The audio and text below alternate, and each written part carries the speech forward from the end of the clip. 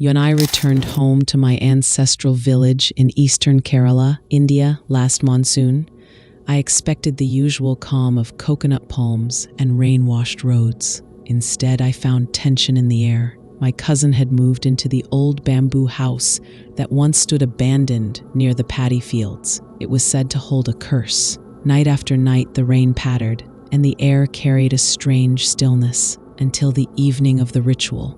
I was drawn outside by faint, chanted Malayalam verses, like prayer knocked backwards against the wind. Standing at the edge of the paddy, under a single dim bulb, I saw them. 4 women in white dandelions, their fingers bleeding as they drew Kataka Prayoga, protective yet deadly sigils on the bamboo walls. They were whispering curses, beckoning unseen spirits to possess the house, the land, even my cousin. It is said that Kataka Prayoga is one of the deadliest black magic. To remove the curse of this black magic, one must die. I froze, wet, terrified, furious. The moment I shouted, they all dropped to the earth, eyes open, normal again, as if nothing happened. I ran home through mud as the rains picked up again.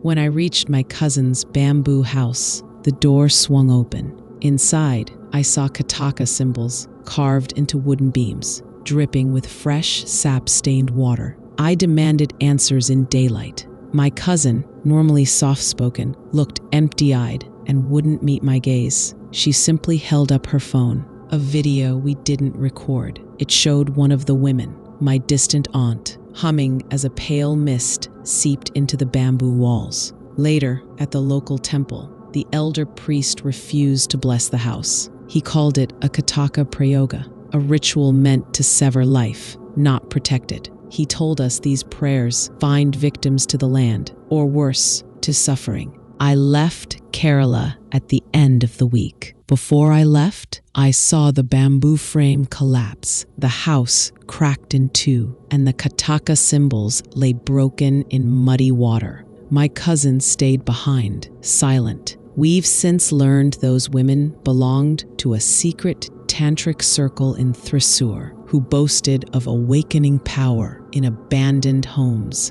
No charges were filed. Now, every time I hear rain on bamboo, on my roof, or in dreams, I see those women's white silks and dripping sigils and feel the echo of that chant. Let power enter, let sorrow remain.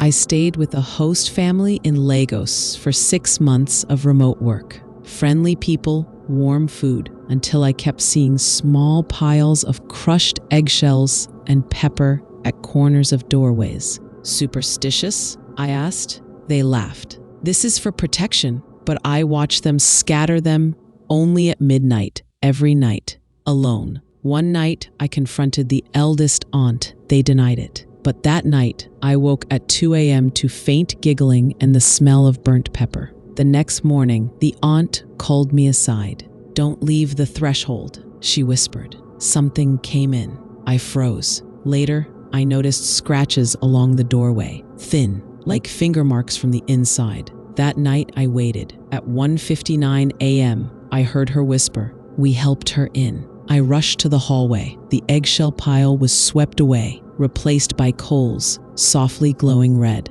I left the house immediately. Later discovered on expat forums that black magic cults in Lagos use egg pepper crosses to trap spirits. If you disturb them, the spirit hunts you. I never combed the threshold again, but I still see scraped marks on every doorway I pass and hear a whisper, "Let me in."